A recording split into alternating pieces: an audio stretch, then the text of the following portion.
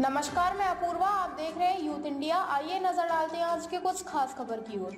मुख्यमंत्री ने की धान खरीद की समीक्षा। योगी बोले किसानों को ना हो परेशानी। 7.82 लाख किसानों को किया गया 11,000 करोड़ का भुगतान। मुख्यमंत्री योगी आदित्यनाथ ने शनिवार को खरीफ विपणन वर्ष 2023-24 में धान खरीद की समीक्षा की। सीएम योगी ने निर्देश दिया कि धान विक्रय में किसानों को किसी प्रकार की असुविधा नहीं होनी चाहिए। उन्होंने क्रय व्यवस्था से जुड़े अधिकारियों से कहा कि किसान हित सरकार की सर्वोच्च प्राथमिकता है।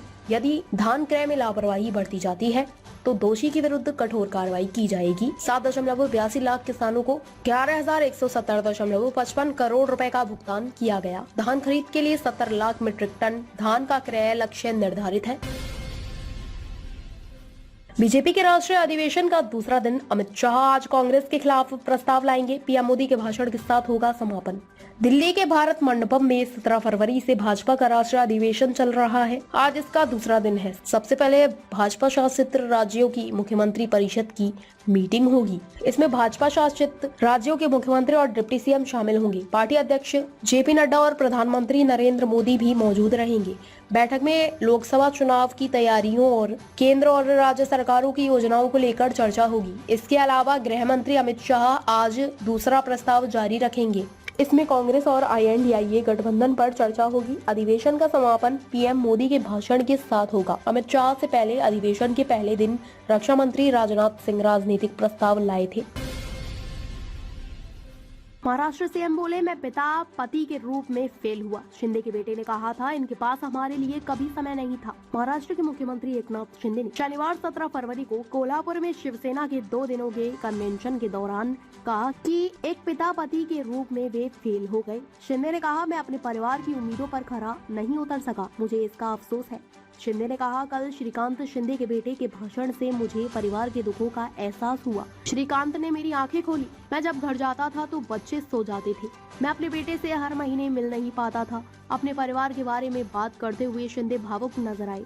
शिंदे का ये बयान उनके बेटे और सांसद श्रीकांत शिंदे के बयान के अगले दिन आया है। श्रीकांत ने शुक्रवार 17 फरवरी को कहा था, मेरे पिता काम में इतने व्यस्त रहते थे, उनके पास परिवार के लिए कभी समय नहीं था।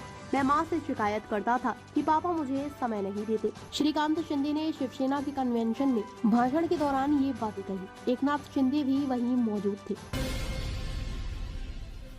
एक कल्की धाम का शिलान्यास मोदी करेंगे। दूसरा 1000 साल पुराना 10 पीढ़ियों से पूजा पाठ कर रहे पुजारी बोले, मंदिर चाहे जितने बनाओ, असली कल्की धाम यही।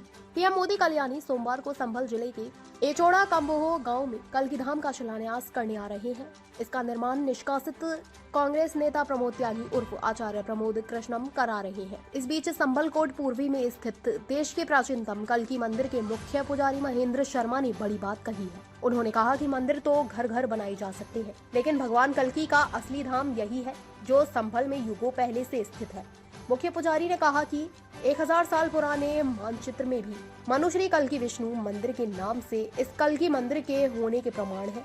बोले, हमारी 10 पीढ़ियों से भी ज्यादा इस मंदिर में पूजा पाठ करते आ रहे हैं। आचार्य प्रमोद कृष्णनम द्वारा खुद को कल्की पीठाधीश्वर कहलाए जाने पर भी प्राचीन कल्की मंदिर के पुजारी ने कड़ी प्रतिक्रिया दी है।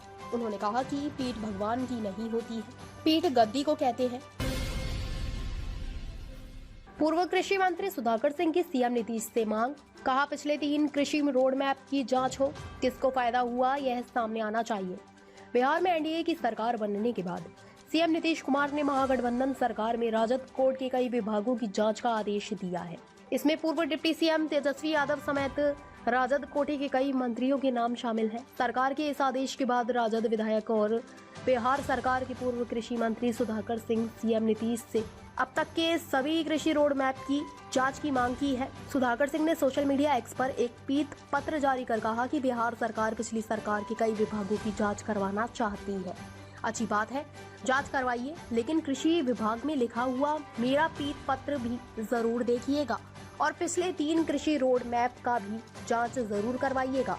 उन्होंने अपने पीत पत्र में कहा कि बिहार में अभी तक 3 कृषि रोड मैप तैयार किया गया है। 2008 से 2012 तक के पहले कृषि रोड मैप और 2012-2017 तक दूसरे कृषि रोड मैप कार्यान्वयन पूर्ण हो चुका है।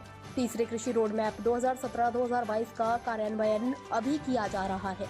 ताज़ा खबरों से जुड़े रहने के लिए हमारे चैनल को सब्सक्राइब करें और बेल आइकन को दबाना ना भूलें ताकि हर खबर की नोटिफिकेशन आपको मिलती रहे।